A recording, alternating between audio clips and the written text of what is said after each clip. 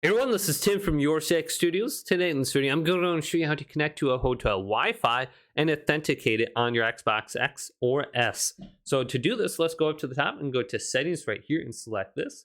Go to General and then go to Network Settings. Then go to Set up Wireless Network right here.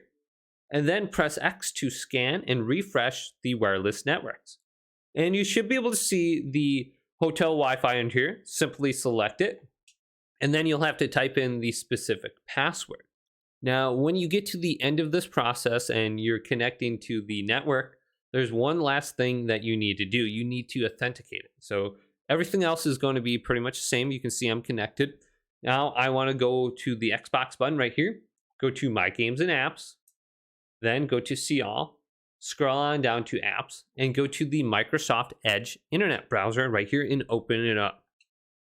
Now you'll want to load a web page under here.